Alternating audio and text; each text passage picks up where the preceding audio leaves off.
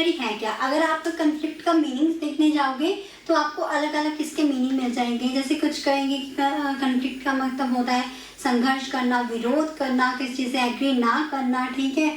सो उस चीज़ के लिए डिस्प्यूट पैदा करने से इस कन्फ्लिक्ट को हम अलग अलग मीनिंग से देख सकते हैं। लेकिन जो कार्ल मार्क्स है वो क्या कहता है कि किसी भी चीज़ के लिए संघर्ष करना, that is called the conflict, right. So किसी भी चीज़ के लिए संघर्ष करना, क्यों करना? अब सवाल तो यही आता है ना कि हमें किसी चीज़ के लिए संघर्ष, किस बात के लिए संघर्ष करना है, राइट। सो हमारी मार्केट, हमारी सोसाइटी के अंदर काफ़ी सारी रिसोर्सेज है, लेकिन रिसोर्सेज क्या है? लिमिटेड है, राइट। सो कार्ल मार्क्स का कहना है कि अगर आपकी सोसाइटी में रिसोर्सेज कम है, लिमिटेड है, सो उस केस में क्या होता है, लोगों में क्या होता है, कंपटीशन पैदा हो जाता है कि नहीं ये चीज़ मैं भी लूँ, इस रिसोर्स का यूज़ मैं भी करूँ।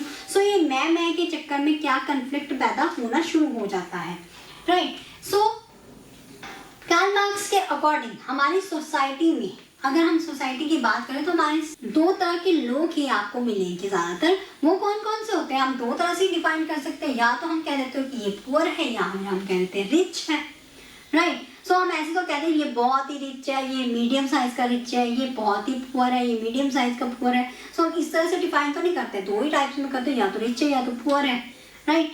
रिच को हम किस बेसिस पे कहते हैं? जिसके पास अपना काम है, अपना बिल्डिंग है, वो बड़े ऐशो आराम की ज़िंदगी जी रहा है, ठीक है, किसके ऊपर डिपेंड नहीं है, किसके ऊपर उसका खुद का जो काम है, जो कैपिटल है, इंडस्ट्री है, मशीनरी है। सो वो चीज़ों को, सब चीज़ों को ऐड करके हम क्या कहते हैं, that is a rich person, right. So उसी तरह से अगर हम पुअर की बात करें तो पुअर हम किस बेसिस पे कह सकते हैं कि हाँ भाई इसके पास क्या है, लैंड नहीं है, मशीनरी नहीं है, अपना काम नहीं है, जिस किसी के अंडर काम करता है। सो उस किसी के ऊपर डिपेंड करना, किसी से वेजेस लेना, किसी के अंडर काम करके, वो हम क्या कह देते हैं, उसको लेबर कह देते हैं, वर्कर बोल देते हैं, राइट। सो वो क्या हो जाता है हमारा उस टाइम पे पुअर, कौन सी कैटेगरी में आ जाता है? पुअर कैटेगरी में आ जाता है, राइट। सो इस तरह से कार्ल मार्क्स का कहना है कि जो भी सोसाइटी है हमारी, वो दो तरह से डिफाइन कर सकते हैं हम, या तो एक रिच है या तो एक पुअर है। सो रिच हम किस बेसिस पे कहते हैं कि हाँ भाई उसके पास अपना काम है, अपनी मशीनरी है, अपनी इंडस्ट्री है। सो पुअर को हम किस बेसिस पे कह देते हैं कि वो लेबर है, राइट, किसके अंदर काम कर रहा है, वो डेली जो है वेजेस कमा रहा है, ठीक है, इनकम ले रहा है। लेकिन जो रिच पर्सन है वो क्या है, वो प्रॉफिट अर्न कर रहा है। Conflict theory focus on the competition goal with in society over the limited resources, यानी कि जो सोसाइटी है उसमें जो लोग हैं वो लिमिटेड रिसोर्सों को अचीव करने के लिए, लिमिटेड रिसोर्सेज को लेने के लिए क्या करते हैं कि कंपटीशन करते हैं, यानी कि कॉन्फ्लिक्ट पैदा हो जाता है उनमें, राइट। कोई कहता है मुझे अमीर बनना है, कोई कहता है मुझे अमीर बनना है, कोई कहता, ठीक है।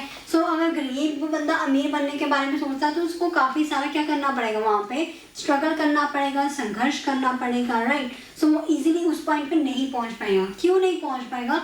क्योंकि एक जो पुअर पर्सन है वो किसी के अंडर काम कर रहा है, राइट।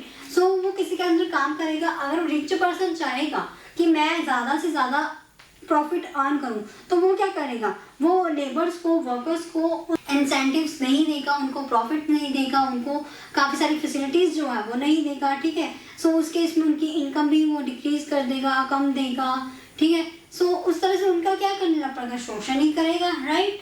सो इस केस में वो कहता है कि रिच पर्सन अपने आप को रिच बनाएगा, उसके पास क्या है, वेल्थ है, पावर है, राइट। सो पावर किस तरह से, अगर उसके पास मनी है सो उसके पास पावर भी है ऑब्वियसली, ठीक है। सो अगर हम पुअर की बात करते हैं तो यहाँ पे पुअर के पास क्या आता है, ये हो जाता है पावरलेस एंड ये क्या है, इसके पास पावर भी है, ठीक है। सो रिच पर्सन के पास काफ़ी सारी क्वालिटीज आ जाती है, वो उसके पास क्या है, एक तो वो ऑनर है, दूसरा उसके वेल्थ है, तीसरा उसके पास पावर है। और अगर वो पॉलिटिकल में चला जाता है तो उसके पास क्या हो जाती है, ज़्यादा पावर आ जाएगी, राइट। उसके पास काफ़ी सारे राइट्स आ जाएंगे। सो वही अगर हम पुअर की बात करते हैं तो पुअर यहाँ पे क्या चला जाता है, पिस्ता चला जाता है, राइट। सो इस केस में वो कहता है कि काफ़ी सारे कॉन्फ्लिक्ट पैदा हो जाते हैं अगर एक पर्सन को रिच बनना है, एक पुअर पर्सन को रिच बनना है, राइट। सो ये था एक छोटा सा पॉइंट जो कि था Karl Marx conflict theory. I hope आपको ये क्लियर हो गया हो।